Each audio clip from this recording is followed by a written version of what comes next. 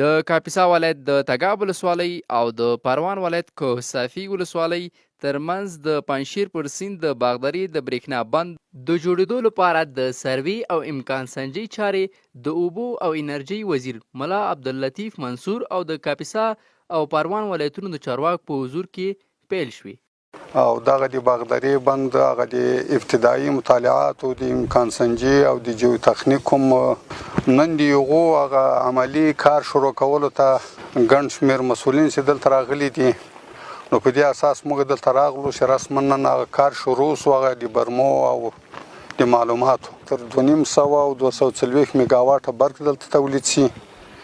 چې دغه برق زموږ د کابل او د پارک صنعتي او د کابل ښاریانو او د دغو ولایتو چې دا دلته دي د هغو دپاره به د هغو د خلکو مشکلات حل شي ورسره انشاءالله.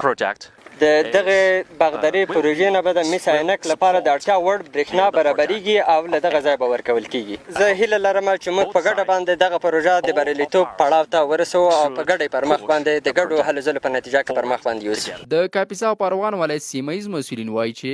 د باغداري بند یوه مهمه او ملي پروژه ده چې د هیواد د انرژۍ یوه برخه به پوره کړي او سلګونو کسانو ته به پکې د کار زمینه برابره شي. دا د ټول افغانستان دپاره یو ډیره ارزښتناک او ملي پروژه ده، خاص کر بیا د کاپیسا او پروان او د پنجشیر ولایتونو دپاره چې ډیره ارزښت لري او زمونږ ولسونه دې ډیر خوشحاله دي او ډیر ورته په تمه وو او موږ وکولی شول چې نن هم هغه کوم خوب چې لیدلی و هغه نن عملي سره عمل کې مو ولیدله. د باغداري د بند په تکمیل سره ان شاء الله تقریبا د دې ظرفیت د تولید چې د باغ 240 میګاواټه وي چې دې سره به زموږ او ستاسو د انرژۍ مشکل ته ډېره حده پورې حل شي.